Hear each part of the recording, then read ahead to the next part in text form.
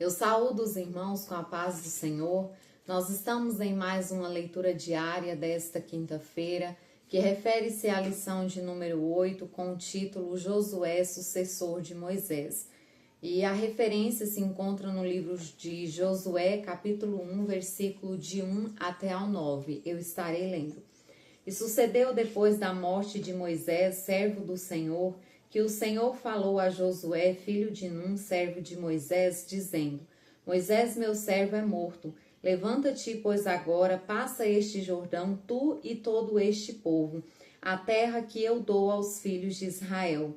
Todo lugar que pisar a planta do vosso pé, vos-lo tenho dado, como eu disse a Moisés, desde o deserto e desde este Líbano até ao grande rio, o rio Eufrates.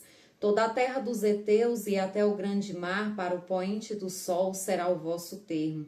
Ninguém se susterá diante de ti, todos os dias da tua vida, como fui com Moisés, assim serei contigo. Não te deixarei, nem te desampararei. Esforça-te e tem bom ânimo, porque tu farás a este povo herdar a terra que jurei a seus pais lhes daria. Tão somente esforça-te e tem muito bom ânimo, para teres o cuidado de fazer conforme toda a lei que meu servo Moisés te ordenou. Dela não te desvies nem para a direita nem para a esquerda, para que prudentemente te conduzas por onde quer que andares. Não se aparte da tua boca o livro desta lei. Antes, medita nele dia e noite, para que tenhas cuidado de fazer conforme tudo quanto nele está escrito. Porque então farás prosperar o teu caminho, e então prudentemente te conduzirás. Não te mandei eu? Esforça-te e tem bom ânimo, não pasmes nem te espantes, porque o Senhor teu Deus é contigo por onde quer que andares. Este texto sagrado traz para nós o chamado de Josué. Moisés havia falecido e o Senhor agora chama Josué para assumir a liderança deste povo. Josué, ele tinha algo grandioso à sua frente e uma responsabilidade tamanha, porque ele iria substituir Moisés, um grande líder que o Senhor colocou diante do povo de Israel.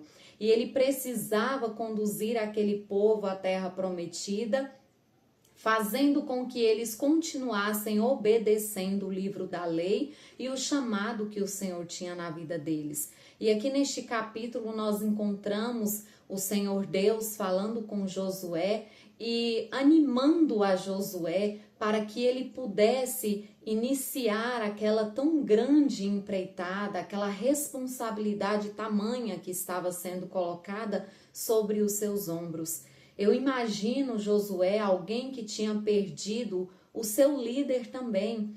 Eu imagino como estava o seu coração, como estava Josué diante de tudo que havia acontecido, porque ele também tinha perdido um líder amado e agora ele precisava assumir esse lugar e agora ele precisava conduzir aquele povo até a terra prometida.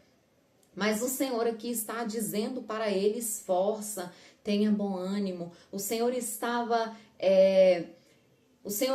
ali refazendo mais uma vez, relembrando Josué das promessas, fazendo promessas na vida de Josué para dar a ele força, para que ele tivesse graça e convicção do chamado de Deus na vida dele.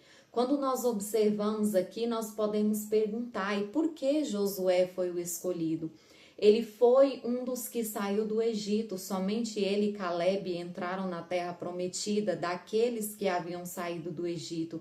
Então ele presenciou as 10 pragas, ele presenciou todo o processo de libertação do povo de Israel.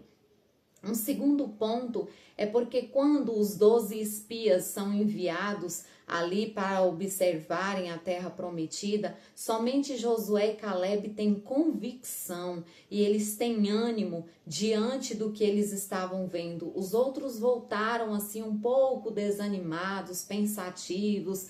Parece que é muito difícil, mas Josué e Calebe sabiam que se Deus era com eles, eles podiam confiar que a vitória estava garantida.